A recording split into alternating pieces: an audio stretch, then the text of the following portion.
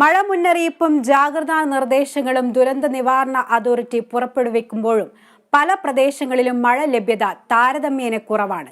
ആചാരാനുഷ്ഠാനങ്ങൾ നിരവധിയുള്ള നമ്മുടെ നാട്ടിൽ മഴയുടെ കുറവിനെ അതിജീവിക്കാനും ചില ആചാരങ്ങളുണ്ട്. മഴ പെയ്യുന്നതിനായി പാലക്കാട് കോട്ടായി ചേന്തങ്കോട് നടത്തിയ ഒരു പരമ്പരാഗത ചടങ്ങ് കാണാമിനി.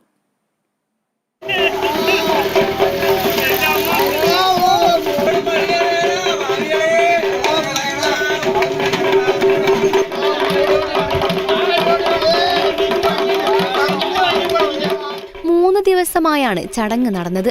ആദ്യ ദിനത്തിൽ രാവിലെ 9 മണി മുതൽ ആരംഭിച്ച കെട്ടിവലിക്കൽ ചടങ്ങ് വൈകിട്ട് 6:15 അവസാനിപ്പിച്ചു. രണ്ടാം ദിവസത്തിൽ ഗ്രാമത്തിന്റെ വിവിധ ഭാഗങ്ങളിൽ കൊടുംപാവിയെ കെട്ടിവലിക്കൽ ചടങ്ങ് നടത്തി. മൂന്നാം ദിവസമായിരുന്നു പ്രധാന ചടങ്ങ്. 2 ദിവസങ്ങളിലായി കെട്ടിവലിച്ച കൊടുംപാവിയുടെ ശവമഞ്ചം ചേന്നങ്കാട്ടിലെ വായനശാലയ്ക്ക് സമീപത്ത് വെച്ച് കത്തിച്ചു. തുടർന്ന് അടിയന്തര സദ്യയും നടത്തി.